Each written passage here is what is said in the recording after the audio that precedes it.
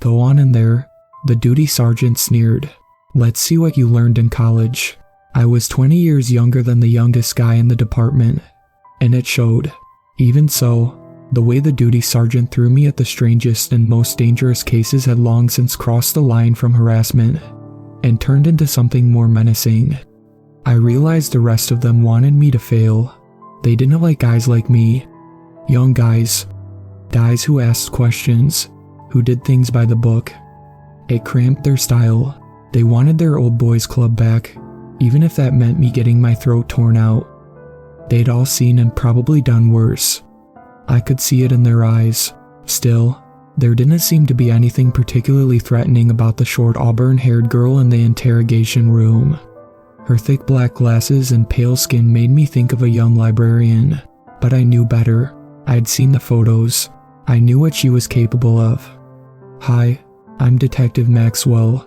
My eyes didn't leave her for a minute as I sat down well out of reach. "Detective?" Katie laughed nervously. "Why detective?" I already explained everything to the man at the hospital. That man was a psychiatrist. I'm a police officer. Because your friends are deceased, it's important to establish exactly what happened between April 24th and May 10th on the eudaimonia. Can you explain those events to me as you remember them? Katie. Deceased. There was surprise in her wide green eyes. Could it be that she really didn't know? Dead, of course they are. Katie buried her head in her arms. Things like this have followed me my whole life. You know, she wept. At the time, I didn't pay much attention to her comment. "Stay with me, Katie," I said. "I know this must be difficult for you, but the only way forward is for you to tell me exactly what happened on April 24th. Nick, Simone, Terry, who, and me. We met in a classics class. In college, the professor was a real dick. He'd write on the board with one hand and erase with the other, and he'd fail you if you used a bibliography format he didn't like. Anyway, the five of us bonded and were friends ever since. We always thought it would be cool to take a trip to the Greek islands, see the place where all that ancient stuff happened. You know, this year we finally got our chance." Katie took a deep breath. She kept glancing at the manila folder on the table. I wasn't ready to show her the pictures. First, I had to hear as much of her story as I could, establish a rapport, and then it would be time for the real questions. It was Terry who had the idea of renting a sailboat. I understand Terry Blankenship had some sailing experience. Twice, with his uncle, on a fishing boat, but the boat we rented had, 4 cabins and 2 sails. It was way out of his league. When you say the boat, you are referring to the eudaimonia. Correct. Katie nodded. There's been some suggestion that Terry rented the boat from a small local outfit because he knew that he didn't have the license or experience a more reputable firm would have demanded. What do you think about that? He just wanted to impress Simone. Katie shrugged. The water looked so still. We didn't think anything bad would happen. Nick, the guy at the marina, he saw Terry's credit card and knew right away he was loaded. Once he saw it, I don't think he cared if we came back with the boat or not. It was an unusually long time before the authorities were alerted. I admit it, but let's not get out of order. You were telling me about your first day at sea. It was beautiful, Katie said. You've never seen anything so blue. Little white houses, tiny islands off in the distance. Getting tan on the deck with a guy I had a crush on since sophomore year. It was like a dream. Until the storm blew up. When was this? That was the second day. So, April 25th. We just finished the dinner Who Cooked in the Galley, and we were getting a card game set up below deck without too much enthusiasm. We were all pretty plastered from another long day of drinking in the sun. That's probably why we didn't notice that the water had started to move differently. By the time we realized, the rain was coming so hard and fast we couldn't see. Nobody knew how to prepare the boat, and Terry, he couldn't even take in the sail. It's alright, I reassured her, leaning farther forward than I probably should have. I know this is hard. What happened next? We capsized. Katie shrieked, and I jumped. I just remember holding on for dear life while these huge frothy black waves slammed against the boat again and again. Nick and Hu were yelling something. Terry got desperate. He cut the sail free. Then a wave righted us again. And it went on. Katie sniffed. We huddled in the wet interior, waiting to get flipped again, praying for dawn. When it finally came, there was nothing but water all around. All our supplies was gone. The GPS, the safety devices and backups. They were missing or broken. I've never felt so lost. A person can get pretty desperate in a situation like that. We handled it pretty well for the first day. We tried to make signals, fix the equipment, and fish. There was that vague smile again, the one that darkened so quickly. Everything gets blurry after that, Katie mumbled. Maybe it was the hunger or thirst, but I can't. Sorry, what I'm trying to figure out here, Katie, I cleared my throat, is how you managed to survive 14 days adrift in a boat without food or water. I need you to remember what happened to the others, Katie. She wrinkled her forehead doubtfully. I took the first picture out of the manila folder. It showed the walls of a ship's cabin, gouged deep with fingernail marks, and a door ripped brutally from its hinges. For example, how did this happen? I asked. Katie shrugged. I produced another photo. Another cabin, the bedding shredded, the walls splattered with blood. That's our ship. Katie seemed to recognize it for the first time. I'd saved the most disturbing for last.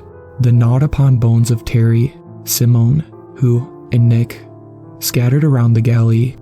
Katie brought a hand to her mouth. When the medics found you and pumped your stomach, they found the remains of your friends. I need to understand how that happened. I told you, Katie said, suddenly cold. I'm cursed. She pushed the photos back across the table at me. When this happened, I guess hunger and thirst had already weakened me so much that I couldn't fight it off. What is it? My shadow. You're saying your shadow made you do this. I leaned back and crossed my arms, wondering if she'd step into my verbal trap and admit that she'd torn apart and eaten her friends. Look at me. Katie held up her scrawny arms and delicate fingers. Do I look like I could rip a door off of its hinges, or break through a wall, or eat someone piece by piece? You tell me. She clammed up. I changed ideas. Tell me more about your shadow. My dad always used to say that he'd made some powerful people very angry, and that one day they'd get him back. I was just a kid back then, and I didn't associate his warning with the creepy lady who offered me a gold coin for 13 strands of my hair. By the time I told my parents what happened, it was too late. My shadow had begun to change. It whispers to me, tells me to hurt, to let it take over. Usually I fight it off, but sometimes, when I'm really struggling, I give in. And the consequences are terrible. There's a reason why Terry, Simone, Hu, and Nick were my first real friends since grade school. Nobody wanted to hang out with the girl. Katie, I began. Have you ever been checked for mental illness? I bit off a girl's ear. What do you think? She hesitated. But this is different. I'm fine, unless my shadow takes over. Can you let your shadow take over now? I asked, fascinated. You wouldn't survive it. It's time for us to lay everything out on the table. Katie, I stood sternly, my hands on my hips. You're facing a very long prison sentence for the murders of your friends. We have evidence from under your fingernails, your teeth, and even from inside your stomach. Unless you can show me who is really responsible. You really want to know. Katie's voice became a throaty rumble that seemed to shake the walls of the interrogation room. The camera stopped working. Katie's shadow was nowhere to be seen in the flickering fluorescent light. Then open your eyes. She stood, snapping the chains on her wrists, and as if they were made of straw. I bolted before she could reach me, and I was greeted by the laughter of the duty sergeant and the others outside. Scared of a little girl, college boy, he joked. The duty sergeant could tell by my pale face that something was going on, but when the other officers flung the door open, we were treated to a vision of Katie, looking calm and a little confused in her chair. The duty sergeant gave me a wry smile, but it faded pretty quick when he saw that Katie's chains were broken. By the time my hands stopped shaking long enough to finish a styrofoam cup of watery coffee, and I made my way back to the interrogation room, Katie was gone. Removed from my safety, the duty sergeant claimed, but in my dreams I still see the narrow windowed metal door to Katie's interrogation room, swallowed by a living shadow. The case of the eudaimonia was like a splinter in my brain, and when I finally got the time and seniority I needed to dive into that rabbit hole, I didn't like what I was waiting for me in the archives. Katie was found guilty, of course. That was only normal, given the amount of evidence against her. But there was nothing normal about what happened around her in prison. The abusive male guard who was found leaning dead against the cold concrete wall opposite of Katie's cell with his eyes scorched out of his skull. The sadistic inmate who simply disappeared until what was left of her was found clogging the toilet of the cell she'd shared with Katie.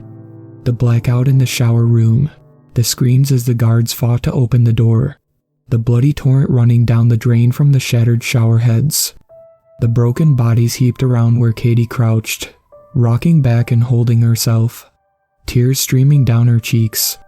Unexplained transfers and gruesome incidents followed Katie wherever she went, almost like a shadow. I know I shouldn't be obsessing over old cases. It's a bad path to start down, the kind that only tends to lead to the bottom of a bottle. Problem is, the last time I checked Katie's file, there was a new note. She has been released.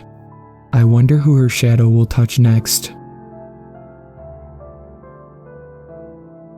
Shout out to my superfans Sweet Black Swan and Brooklyn. I really appreciate you guys supporting my channel, and I look forward to making more content for everyone.